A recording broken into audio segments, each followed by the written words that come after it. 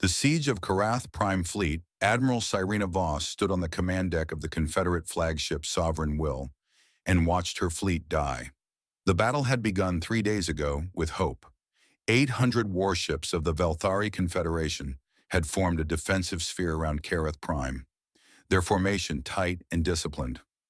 Orbital defense stations added their firepower to the mix. Planetary shield generators hummed with enough power to stop a small moon. By every calculation, by every strategic model, they should have been able to hold.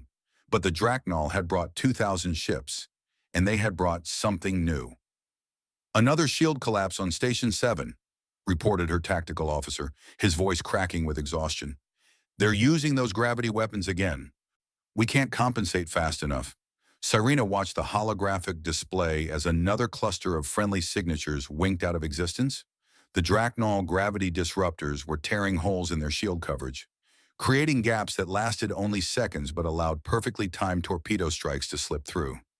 It was like fighting an enemy who could open doors in your armor whenever they wished. "How many ships do we have left?" she asked. 187 combat effective. Another 40 with partial systems."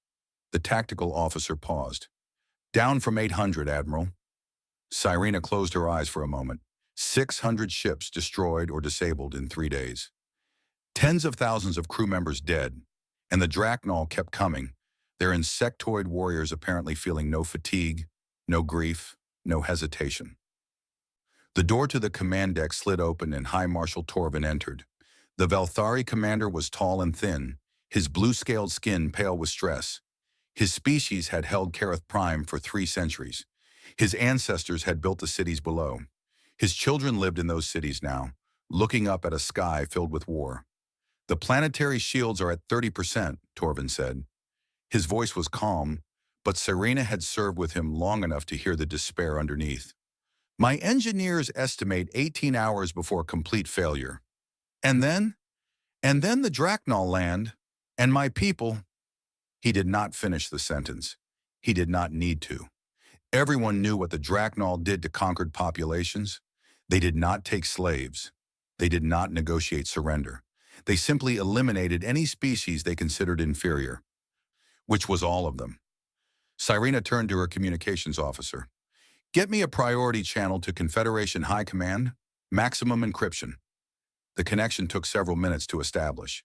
When the face of Grand Admiral Petrov appeared on the screen, Cyrena felt a small spark of hope. Petrov was a legend, a commander who had won battles against impossible odds. "Admiral Voss," Petrov said, "I've been monitoring your situation. You've done remarkable work holding as long as you have. Sir, we need immediate reinforcement. The Drachnol have deployed weapons we've never seen before. Our defensive calculations were based on outdated intelligence." Petrov's expression tightened. "I know, and I wish I had better news." He paused, and in that pause, Cyrena felt her hope begin to die. "The nearest major fleet is 6 days away at maximum speed. We're repositioning as fast as we can, but the hegemony chose their timing well. Our forces are scattered across the sector, responding to smaller attacks." 6 days, Cyrena repeated. "We have 18 hours. "I know." Petrov looked older than she had ever seen him. "I'm sorry, Cyrena. Hold as long as you can. Make them pay for every kilometer, but prepare evacuation protocols for essential personnel." The channel closed. Cyrena stood in silence, feeling the weight of command pressing down on her shoulders. Essential personnel. That meant abandoning billions of civilians to die, while a few thousand fled to safety. "There must be something else we can do," she said, though she did not know who she was speaking to. Perhaps herself. Perhaps whatever gods might be listening. High Marshal Torvin stepped closer to her. His voice was quiet, meant only for her ears. "There is one option we have not considered." Cyrena looked at him. "I'm listening." "There is a species whose ships could reach us in time. A species whose military power could change this battle." Torvin's scales rippled, a sign of deep discomfort among his people. "But no one has asked them for military aid in over a century. No one has wanted to." Cyrena felt a chill run down her spine. She knew exactly who he meant. Everyone in the galaxy knew, even if they rarely spoke of it directly. "The humans," she said. Torvin nodded. "The humans." The command deck had gone quiet. Every officer had stopped their work, listening. Cyrena saw fear on their faces, but also a desperate hope. "They're neutral in most conflicts," Cyrena said. "They trade with everyone, fight for no one. Why would they help us?"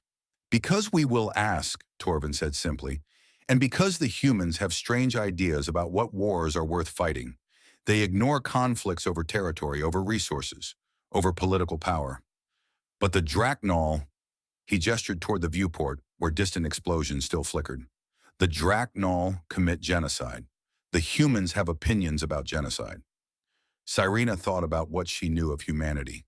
They had joined galactic civilization barely 2 centuries ago, a young species from an unremarkable planet in an unfashionable corner of the galaxy. They had been dismissed at first as primitive, aggressive, short-lived creatures with no special abilities. Then came the Kreth War. She had been a young officer when news of that conflict reached her homeworld. The Kreth Dominion had ruled 60 species through terror and brutality. They had attacked a human colony, killing 12,000 civilians, expecting the young species to submit like all the others. The humans had not submitted. What followed was not a war in any conventional sense. It was an execution. The humans dismantled the Kreth Dominion in 18 months. Not defeated, not conquered, dismantled. When it was over, Kreth civilization had effectively ceased to exist. Their military was destroyed, their government collapsed, their homeworld was... No one quite knew what had happened to their homeworld. The humans did not discuss it. And then, strangest of all, the humans had helped the 60 subjugated species establish their own governments. They had provided aid, shared technology, rebuilt what the Kreth had destroyed. And then they had withdrawn, asking for nothing in return except that no one attack them again. The galaxy had learned 2 lessons from that war. First, humans did not start conflicts, but they finished them absolutely. Second, their mercy afterward was somehow more terrifying than their wrath, because it proved the destruction had not been passion. It had been policy. "Even if they respond," Cyrena said slowly, "they might not arrive in time." "Human ships are faster than ours," Torvin replied. "Their technology is different, more advanced than they usually admit."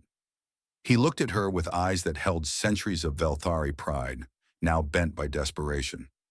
"Admiral, I am asking you to call them. I am asking you to save my people, even if it means owing a debt to the most dangerous species in the galaxy." Cyrena looked at the holographic display. Another Confederate ship had just been destroyed, its crew of 300 dying in the cold vacuum of space. In 18 hours, billions more would join them.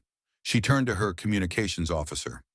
"Open a channel on the emergency frequency, widest possible broadcast, human military encryption." "Admiral?" The officer looked uncertain. "What should I say?" Cyrena thought for a moment. Then she began to speak, and her words went out into the darkness of space. "This is Fleet Admiral Cyrena Voss of the Velthari Confederation, requesting immediate military assistance. Kareth Prime is under attack by the Draknol hegemony. Our defenses are failing. Civilian population numbers in the billions. The Draknol do not take prisoners." She paused. "We are asking for help from anyone who will answer, from anyone who cares about what happens next." She nodded, and the officer ended the transmission. "Now we wait," she said. Outside the viewport, the battle continued. Ships died. People screamed their last breaths into uncaring void. The Draknol armada moved closer, patient and relentless, confident that victory was only a matter of time. And somewhere in the vast darkness of space, the message traveled outward at the speed of light, carrying a desperate plea to the one species that everyone feared. Cyrena did not know if the humans would answer. She did not know if they could arrive in time. She did not know what price they might demand for their help. But she knew one thing with absolute certainty. If the humans did come, the Draknol would learn why the galaxy had spent a century being very, very careful not to make humanity angry. She hoped it would be enough. The reputation. The response came faster than anyone expected. Admiral Voss had been preparing for another wave of Draknol attacks when her communications officer suddenly sat upright, his face showing an expression she could not quite read. "Admiral, we're receiving a transmission on human military frequencies. It's close. Very close." "How close?" Voss asked. Before the officer could answer, a new signature appeared on the tactical display. A single ship emerging from hyperspace at the edge of the combat zone. It was smaller than a Draknol battleship, larger than a Confederate frigate. Its hull was dark gray, almost black, with clean angular lines that seemed designed more for efficiency than intimidation. "This is Captain Marcus Cole of the United Nations Ship Temperance," came a voice over the communication channel. The speaker sounded calm, almost casual, as if he were announcing his arrival at a social gathering rather than a desperate battlefield. "We received your distress call, Admiral Voss. We were conducting a routine patrol in the neighboring system. Happy to offer assistance." Voss stared at the display. One ship. They had received one ship. "Captain Cole, I appreciate your response, but I must be direct with you. We are facing an armada of nearly 2,000 enemy vessels. Our fleet has been reduced to less than 200. One ship, even a human ship, cannot change these odds." There was a brief pause. When Cole spoke again, there was something in his voice that Voss could not quite identify. Amusement, perhaps, or patience. "I understand your concern, Admiral. Let me assure you that additional forces are being mobilized as we speak. In the meantime, the Temperance will do what it can to improve your situation. With your permission, I'd like to open communications with the Draknol commander." Voss exchanged glances with High Marshal Torvin, who had remained on the command deck since his earlier suggestion. The Velthari commander gave a small nod. "Permission granted, Captain, though I doubt the Draknol will be interested in negotiation." "We'll see," Cole said simply, switching to open broadcast. Far across the battlefield on the command deck of the Draknol flagship Eternal Conquest, Supreme Commander Kethrax was savoring his imminent victory when an officer interrupted his thoughts. "Supreme Commander, we are detecting a new vessel. Unknown configuration. It's broadcasting on open frequencies." Kethrax turned his attention to the display. His compound eyes studied the small ship that had appeared behind the enemy lines. Compared to his massive battleships, it looked almost fragile. "A single ship," he said. "The Confederation must be truly desperate if they're calling in favors from minor species."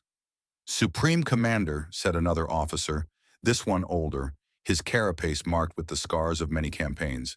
"That ship configuration matches human military design." The command deck went quiet. Kethrax noticed that several of his officers had stopped moving entirely. "Human?" He considered this for a moment. "What are humans doing in this sector?" Before anyone could answer, the human ship began broadcasting. "This is Captain Marcus Cole of the United Nations Ship Temperance to the commander of the Draknol fleet. I am here to inform you that Kareth Prime is now under human protection. You have 1 hour to begin withdrawing your forces from this system. If you fail to comply, you will face the consequences of your decision. This is not a threat. This is a statement of fact. Temperance out." Kethrax stared at the display in disbelief. Then he began to laugh, a harsh clicking sound that echoed through the command deck. "One ship," he said.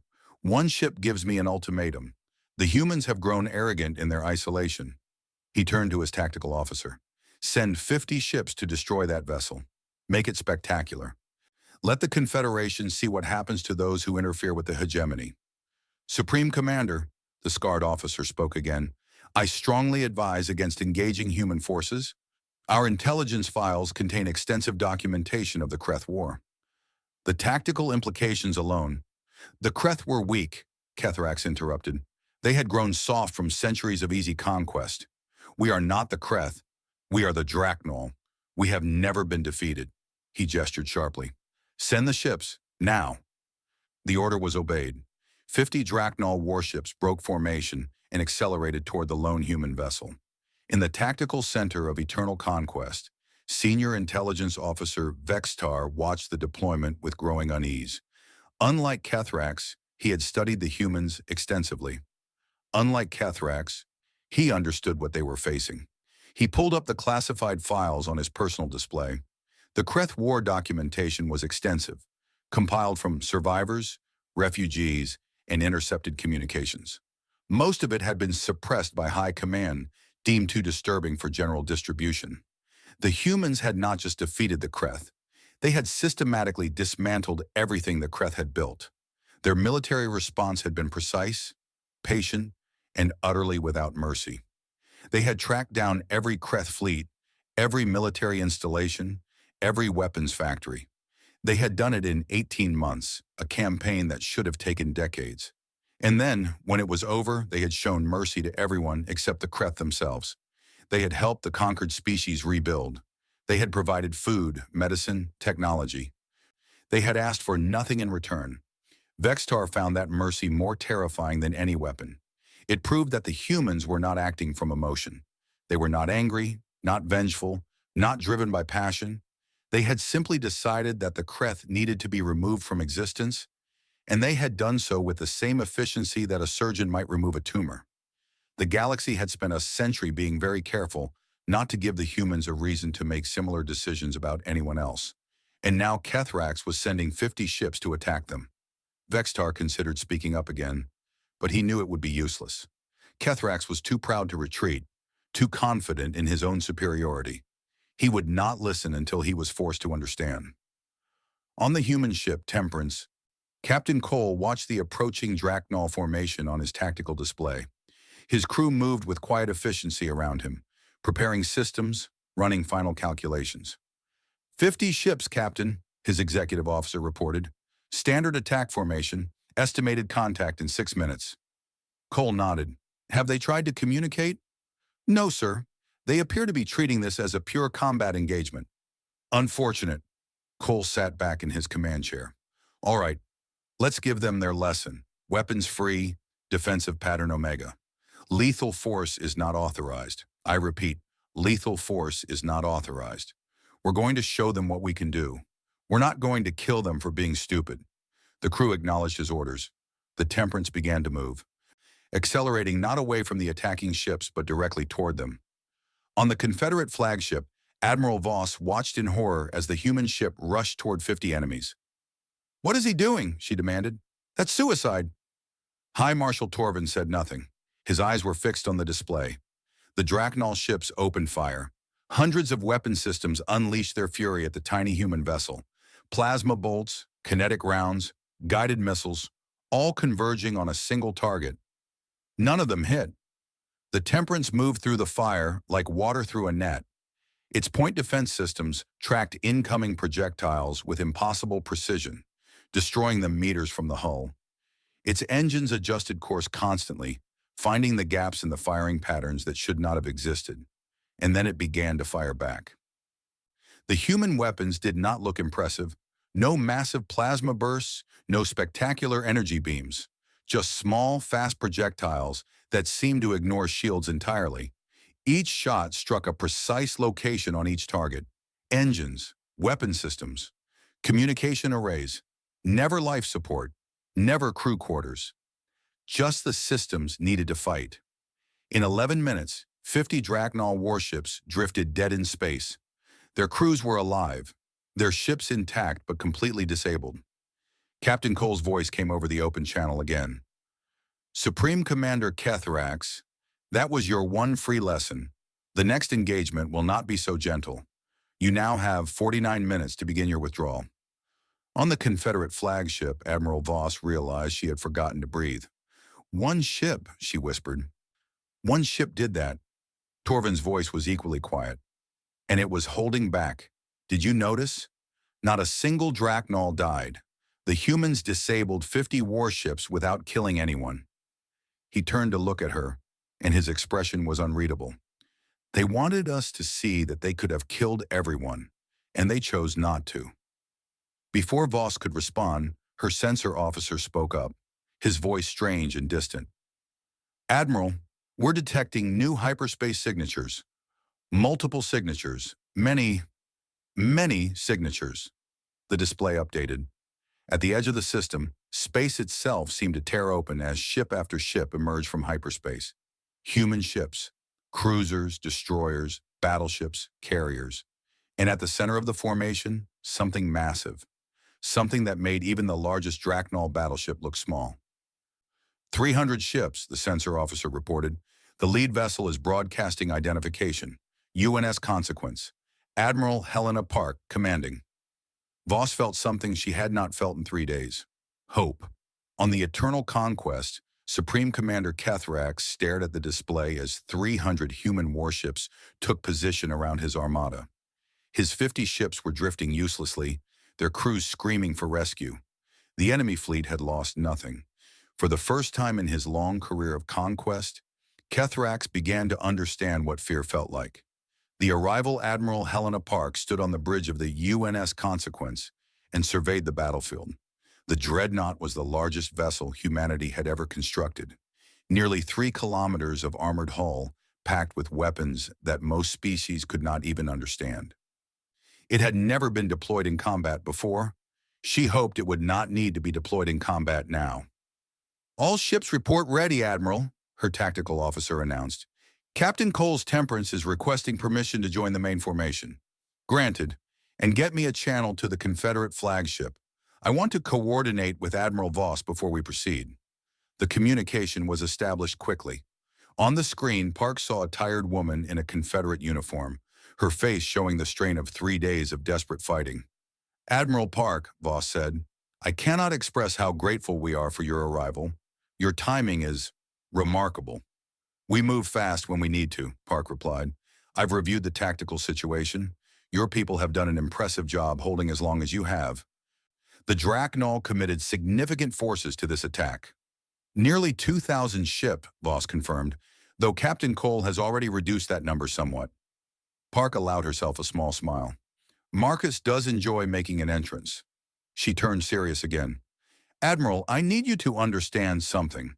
We're going to try to end this without further bloodshed. That's our preference. But if the Draknol refuse to withdraw, we will not allow them to take this planet. Do you understand what that means?" Voss was silent for a moment. "I think I do. I hope you don't. I hope you never have to see what we're capable of when we stop holding back." Park straightened in her chair. "For now, pull your remaining ships back to a defensive perimeter around the planet. Protect the evacuation routes if things go wrong. Let us handle the Draknol." "Understood, Admiral, and thank you." The channel closed. Park turned to her communications officer. "Open a broadcast to the Draknol fleet. All frequencies." The officer nodded. "Channel open, Admiral." Park stood and faced the main viewport, where the Draknol armada was visible as a swarm of distant lights against the stars. "Attention Draknol forces. This is Admiral Helena Park of the United Nations Space Force. I am commander of the human fleet that has just arrived in this system." She spoke clearly and calmly, her voice carrying no anger, no threat, just simple statement of facts. "Captain Cole has already explained your situation, but I will make it clear one final time. This world is under human protection. You will withdraw your forces immediately." She paused, letting her words sink in.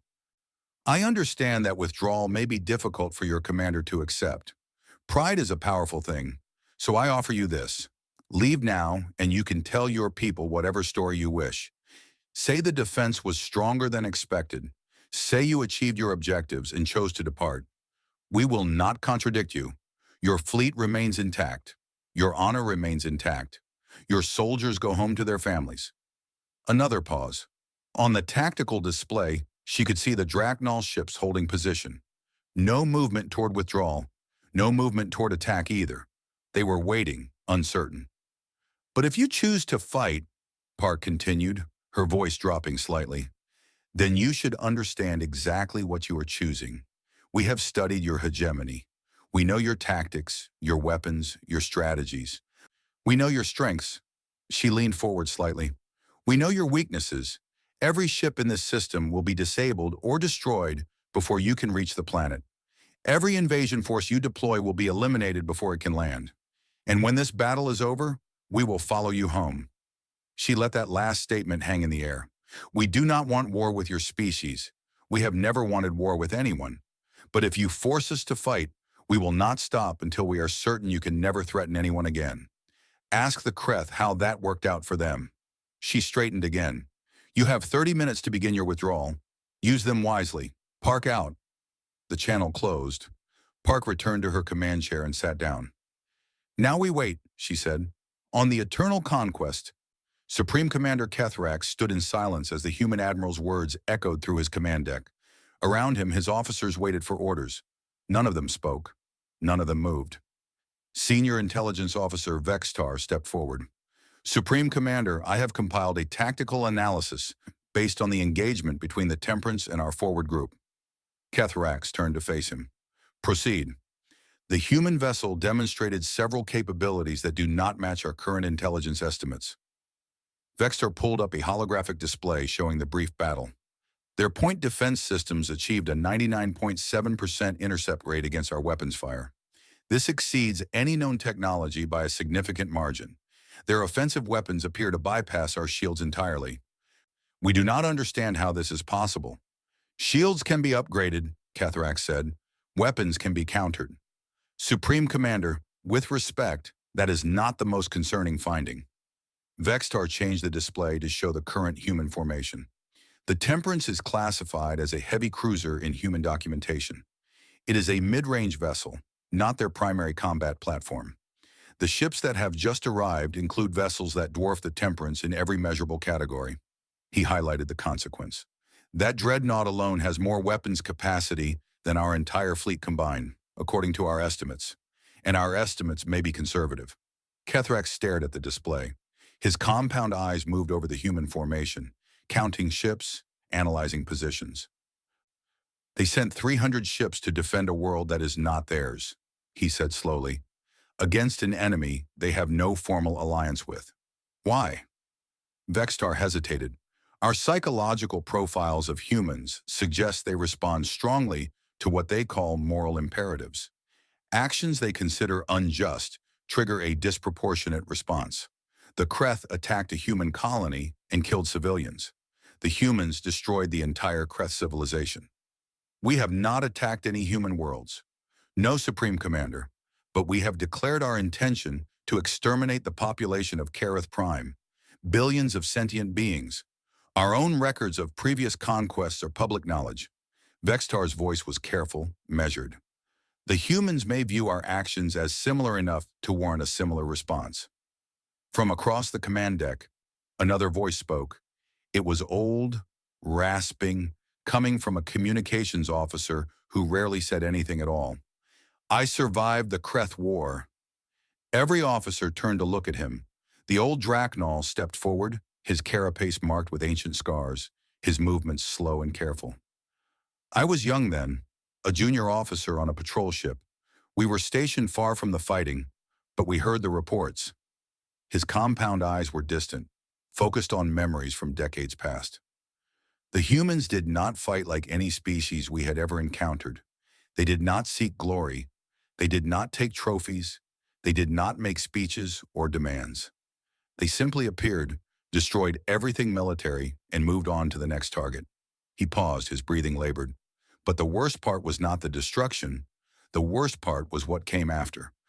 When it was over, when the Kreth were nothing but scattered refugees, the humans helped everyone the Kreth had conquered. They gave food to species that had been starving. They shared medicine with species that had been dying. They rebuilt worlds that had been devastated. The old officer looked directly at Kethrax. They showed mercy to everyone except the Kreth, and that mercy was more terrifying than their weapons, because it proved they were not monsters. They were not driven by rage or hatred. They had simply decided that the Kreth needed to be removed, and they removed them. Carefully, deliberately, completely. He took a shaky breath. If we fight them today, they will decide the same thing about us. Silence filled the command deck. Kethrax stood motionless for a long moment.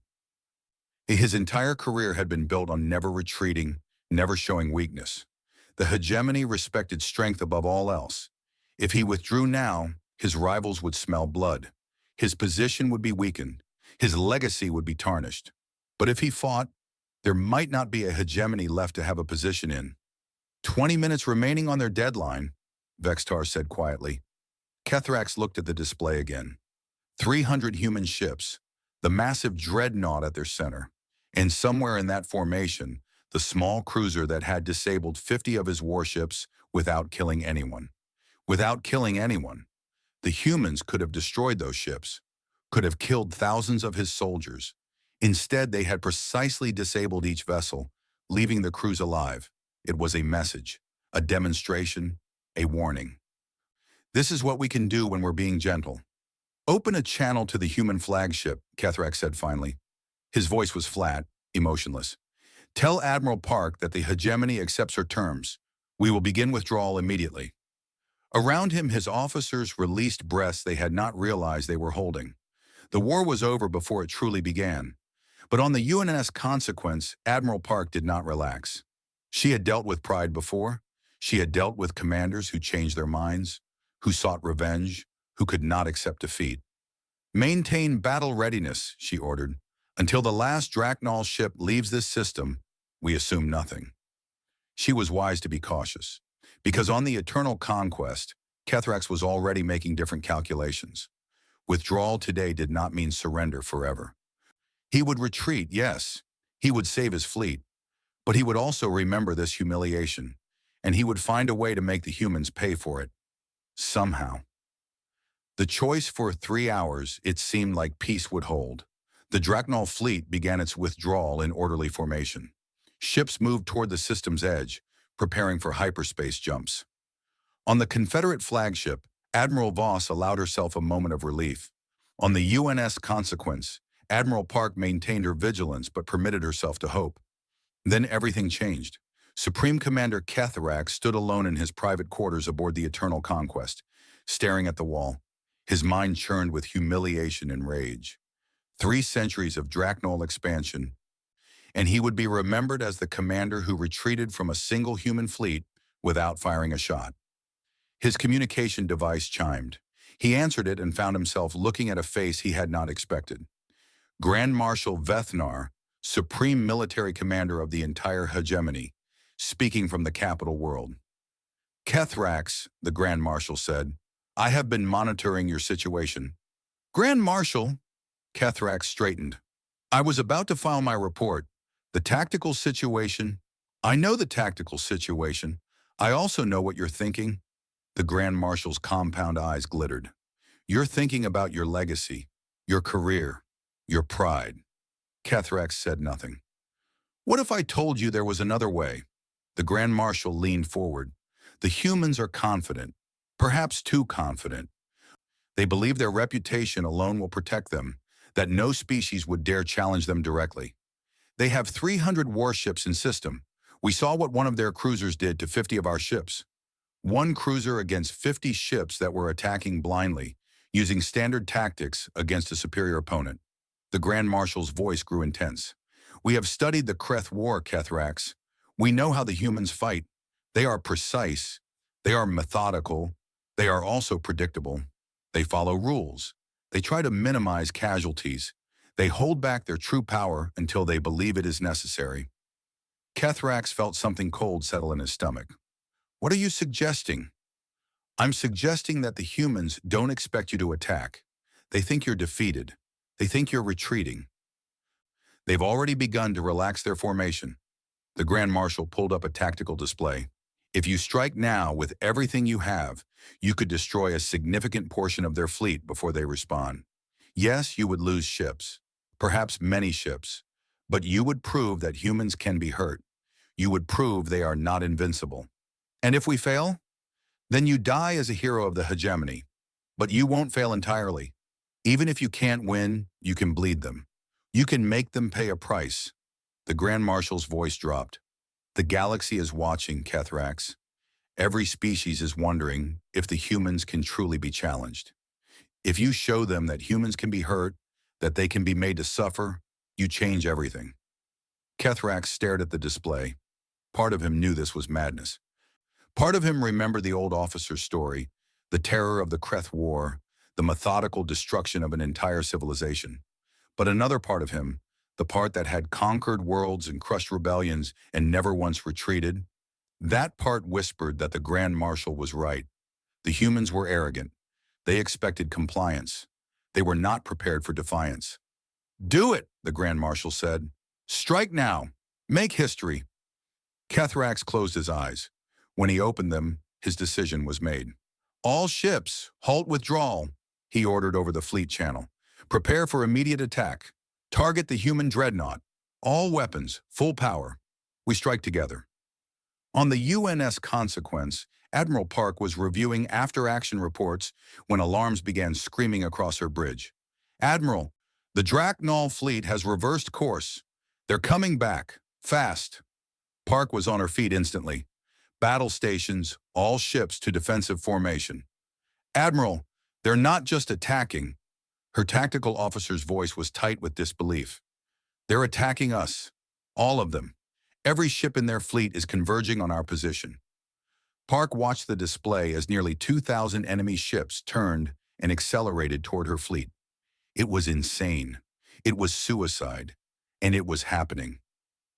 "They think they can overwhelm us with numbers," she said quietly.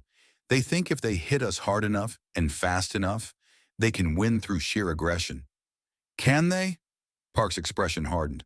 "No, but they can make us kill them." She took a deep breath. "All ships weapons free. Lethal force is authorized. Repeat, lethal force is authorized." The battle that followed would be studied in military academies for centuries. The Draknol came in waves, throwing everything they had at the human formation. Their weapons fire filled space with deadly light. Their ships showed no fear, no hesitation, pressing forward even as the human weapons tore them apart. And the human weapons were terrible. On the Confederate flagship, Admiral Voss watched in horror and awe as the human fleet revealed its true capabilities. The restrained, precise strikes that had disabled 50 Draknol ships earlier were gone. In their place were weapons that cut through shields like paper, that shattered hulls with single shots, that turned massive warships into expanding clouds of debris. The consequence led the defense. Its weapon systems firing in coordinated patterns that created overlapping fields of destruction. Enemy ships that entered those fields simply ceased to exist, but even the smaller human vessels were devastating, each one accounting for dozens of Draknol casualties. Yet the Draknol kept coming. Kethrax watched from the eternal conquest as his fleet died around him. Ship after ship vanished from his display. Thousands of his soldiers were dying every minute, but the human fleet was not untouched. He could see it now. Human ships were taking damage. Some were even being destroyed, overwhelmed by the sheer volume of fire. "We're hurting them," he said, his voice rising with desperate hope. "We're actually hurting them." He was right. 6 human vessels had been destroyed. Another dozen were damaged. The Draknol were paying 100 lives for every human casualty, but they were proving that humans could bleed. On the consequence, Admiral Park saw the same numbers. 6 ships lost, 1,800 crew members dead. The price of the Draknol's desperation. "Admiral," her tactical officer reported, "the Draknol flagship is attempting to break through to the planet. If they reach atmosphere, they could deploy ground forces." "Not happening." Park's voice was cold. "Concentrate fire on the eternal conquest. I want that ship disabled." The consequence turned its attention to Kethrax's flagship. The dreadnought's main weapon spoke, and the eternal conquest shields collapsed in seconds. Precise strikes disabled engines, weapons, communications. The massive ship went dark, drifting helplessly. But Kethrax was not finished. From his disabled bridge, he watched his remaining ships continue the attack. They were down to 800 vessels now, then 600, then 400. The human fleet had lost 8 ships. The exchange rate was absurd, impossible, catastrophic. And still the Draknol came. Admiral Park made a decision. She opened a broadcast to the entire battlefield. "Draknol forces, your flagship has been disabled. Your commander cannot lead you. This battle is over. Stand down now and you will be allowed to surrender with honor. Continue fighting and you will die for nothing." She paused. "This is your only warning." For a long moment, nothing changed. The Draknol ships continued their attacks, driven by momentum and training and the fear of showing weakness. Then, one by one, they began to stop. It started with a single destroyer that powered down its weapons and transmitted a surrender signal. Then another. Then a dozen more. The wave of capitulation spread through the fleet like wildfire. Crews who had watched their comrades die by the thousands decided they did not want to join them. Within 30 minutes, the battle was over. The surviving Draknol ships drifted in space, their weapons silent, their crews waiting for the mercy they were not sure would come. Admiral Park surveyed the battlefield. 1,800 Draknol ships destroyed or disabled, nearly 200,000 enemy soldiers dead, and on her side, 8 ships lost, 600 crew members killed. The humans had won. The cost had been terrible, but they had won. "Begin rescue operations," she ordered. "I want every survivor recovered, every wounded treated, every dead honored." She looked at the drifting hulk of the Eternal Conquest. "And get me a channel to whatever passes for command on that flagship. Kethrax and I need to have a conversation." In the ruins of his command deck, Supreme Commander Kethrax heard the human admiral's voice asking to speak with him. He was wounded, his carapace cracked in several places. Most of his officers were dead, but he was alive, and he would have to explain to the galaxy why he had thrown away an entire fleet for nothing. He accepted the communication. Admiral Park's face appeared on his damaged display. "Supreme Commander," she said, "your crews will be rescued and repatriated. Your ships will be returned after demilitarization. You will leave this sector and not return." Her voice was flat, without emotion. "These are not terms for negotiation. This is what will happen." Kethrax stared at her. "Why?" he asked. "Why let us live? We attacked you. We killed your people." Park's expression did not change. "Because killing you accomplishes nothing. Because your crews were following orders from a commander who made a foolish choice. Because we are not the Draknol." She leaned slightly forward. "And because I want you to go home and tell everyone what happened here. I want every species in the galaxy to know what we can do when we're forced to fight. And I want them to know that even after all of this, we chose mercy." She paused. "Don't make us regret that choice, Supreme Commander. Don't make us come to your homeworld. Because if you do, we won't be merciful again." The channel closed. Kethrax sat in the darkness of his ruined ship, surrounded by death, and understood for the first time what the old officer had been trying to tell him. The humans were not monsters. They were something far more dangerous. They were people who knew exactly what they were capable of and chose every single day not to be that thing until someone forced them. The lesson 6 months had passed since the Battle of Kareth Prime. The planet had been rebuilt. Human engineers had worked alongside Confederate construction crews, repairing the orbital stations, restoring the planetary shields, strengthening the defenses. The cities below showed no sign of the war that had nearly destroyed them. Children played in parks. Families gathered for meals. Life continued. Admiral Sirena Voss stood on a balcony overlooking the capital city, watching the sun set over the mountains. The sky was painted in shades of orange and purple, beautiful and peaceful. It was hard to believe that 6 months ago, she had been certain she would never see another sunset. Behind her, a door opened. She turned to find Captain Marcus Cole stepping onto the balcony. He was in civilian clothes now, his uniform packed away for the journey home. The human fleet had begun its withdrawal that morning. Their work was done. "Captain Cole," she said, "I was hoping to see you before you left." "Admiral." He moved to stand beside her, looking out at the same view. "Beautiful world you've got here." "It is now." She was quiet for a moment. "Thanks to you. Thanks to your people." Cole shrugged.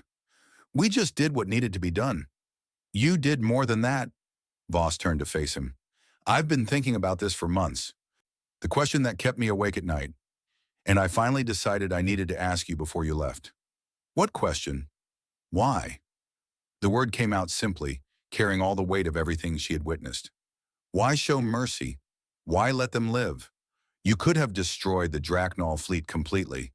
You could have pursued them home, done to them what you did to the Kreth. After what Kethrax did, after he attacked you during a ceasefire, no one would have blamed you." Cole did not answer immediately. He looked out at the sunset, his expression thoughtful. "Did you know I lost friends in that battle?" he said finally. 8 ships, 600 people. Some of them I had served with for years. Good people. People with families waiting for them back home. "I'm sorry." "So am I." He took a deep breath.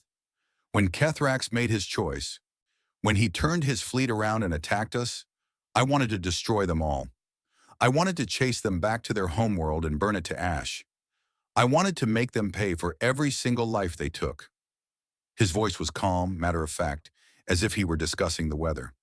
That calmness made his words more frightening than any rage would have been.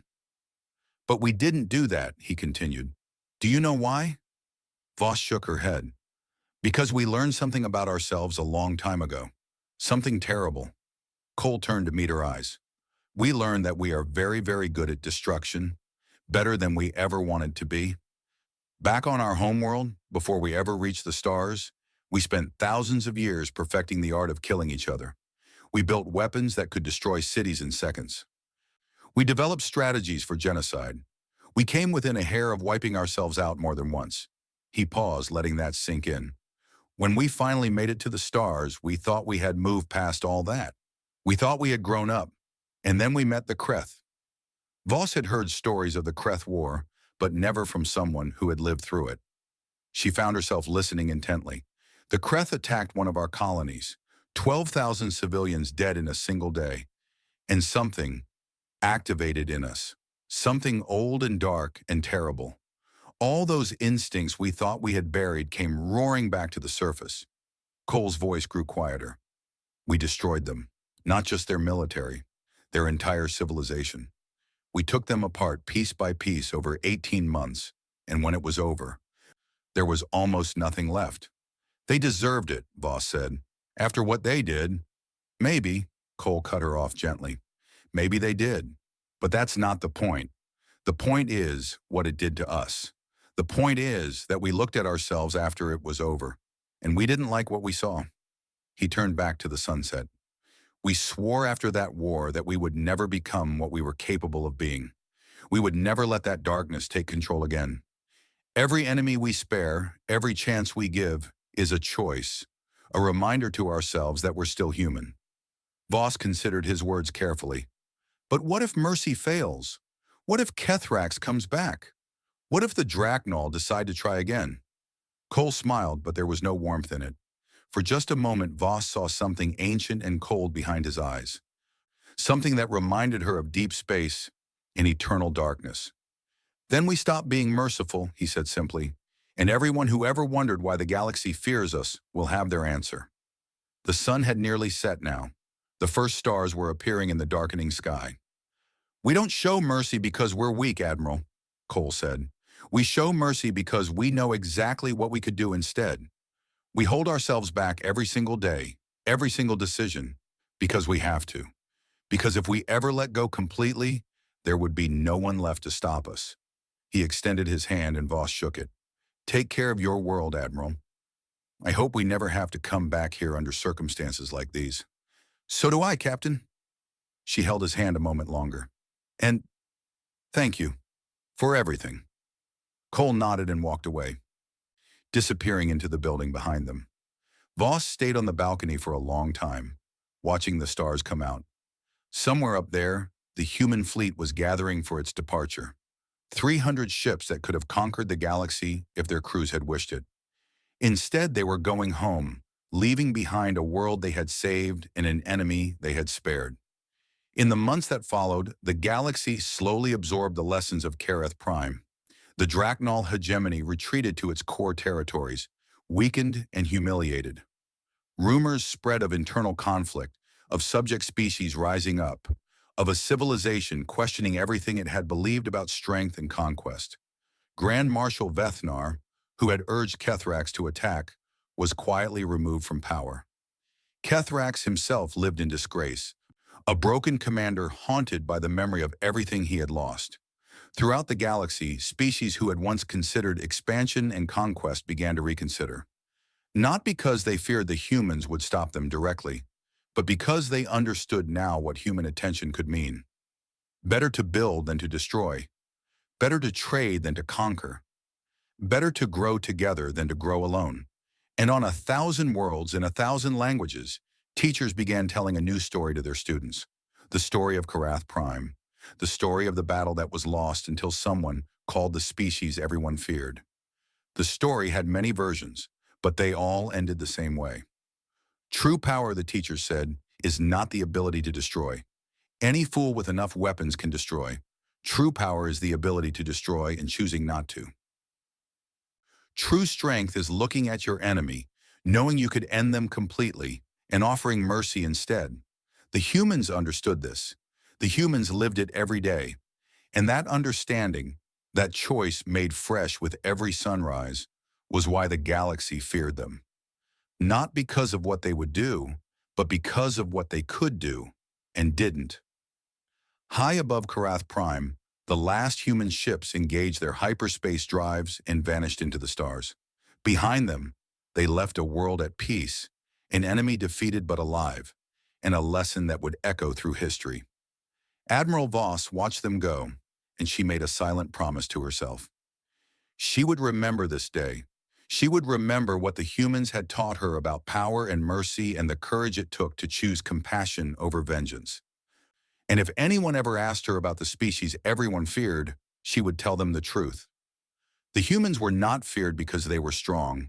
They were feared because they were strong enough to be gentle, and that made all the difference.